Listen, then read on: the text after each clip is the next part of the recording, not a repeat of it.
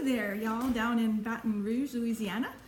I thought I'd send you a little video to kind of introduce myself and maybe explain how this course is set up, since some of you guys are struggling, and I've been trying to clarify that with emails, and I thought maybe if you just take a couple minutes to listen to this, we can get off to a better start.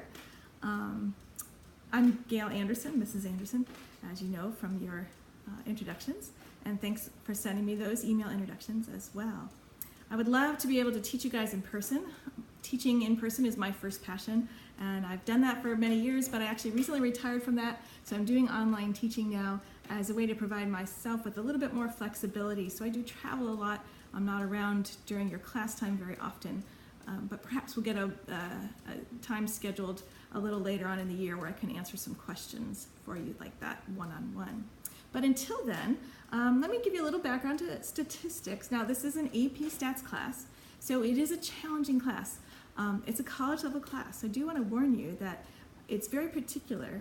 Sometimes people look at the class and they think, oh, this is easy, I know how to design good experiments. And a lot of the stuff that might seem intuitive actually isn't. So when I teach in my classes, the first thing I do is I warn them. I said, this is a tougher class than you think, and it's not just a math class, it involves a lot of writing. And that writing has to be very clear and precise language.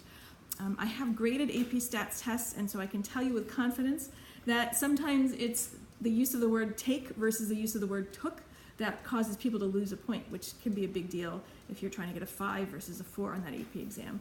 So I do want to warn you to be careful about your language. I would like to know if you plan to take the AP Stats test. So I'm going to offer this. If you send me a quick email with your name and tell me yes or no, are you planning to take the AP test next May? That'll help me in my feedback to be a little more guided. If you're not taking the AP test, maybe you just want to take the class and learn stats, that's great, you can do that. But if you are taking the AP Stats test, I want to make sure that you're prepared to do well in that exam as well, so I'll help you with those little picky details that are going to come out as well. So that's what I want to warn you about the class. And let me just take a minute to talk about variables. Your first section was talking about quantitative versus categorical variables. And I sent a couple emails to a couple students and was hoping that they would share them with the rest of the class. So I don't know if they've done that or not. What I'm going to do is paste them into a class announcement. So instead of sending you real detailed emails, if I think it's something the whole class might struggle with, I'll put them up as announcements. So do be sure to read those. I'll leave them up for a couple weeks, and when it seems like everybody's past that point, I'll go ahead and hide them. I don't want to clutter your mailbox too much, but so I do want you to read the stuff that's there.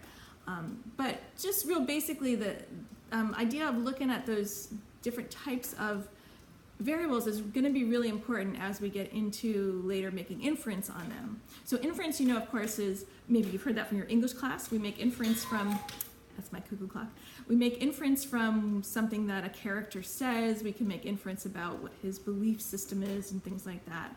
And in stats, what we're doing is we're taking a sample, a small portion of a population, and we're going to make inference to the population based on what our sample says. So you'll have this idea of statistics versus parameters. So we have sample statistics, which is a small portion. From our big population, if I took a census of the whole population, I wouldn't need to do statistics at all. I would know what the mean age is of all people in your school if I just went around the school and asked everybody their age. So I wouldn't need statistics, I wouldn't need inference for that. It's when I'm taking a representative sample from the population that I can, that's the power of statistics. So one big differentiation is a quantitative variable versus categorical. You'll see that throughout the course. Now, I know in the course now they're getting, this first lesson is a little more detailed than that, so is it countable quantitative or countable categorical and those kinds of issues. But the really important things are, can you tell if it's quantitative, that's something you could take an average of and it would make sense. The average height of students in a classroom, for example.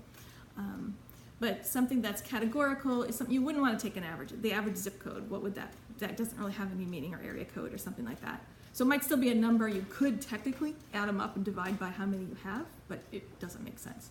So categorical, other ones are going to be colors and states and Democrats and Republicans or party affiliation, lots of categorical variable. Quantitative is going to be temperature, weight, height, pH level, different scientific things.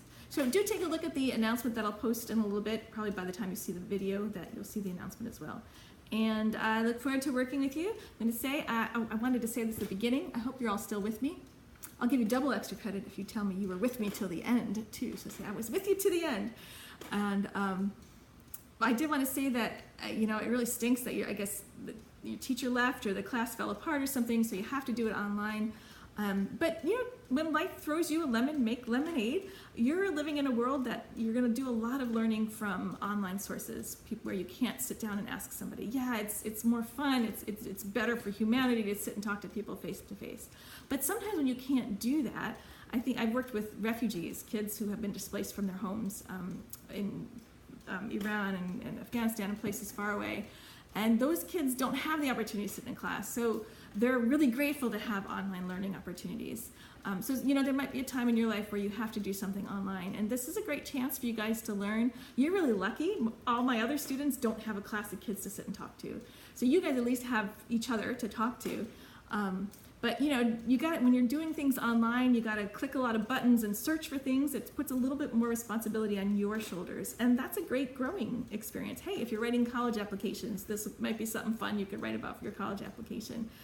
How you took a bad situation but made it workable, and there'll be some things that you can learn. There's a wealth of knowledge out there, but you do need to dig a little bit, write things down, keep track of what you're doing. And learn how to learn online. So I do wish you the best, and I look forward to hearing responses from you. And as I said about the quizzes, don't be stressed out about the computer quizzes. Any ones that are randomly generated, I can reset to have you randomly generate them again. But do try to do some of those handwritten work so I can start seeing what you're actually coming up with. And those I'll give you feedback on, so those can be learning experiences as well. Feel free to email me anytime, send me questions. And talk to each other, and have a great day. I'll catch you later.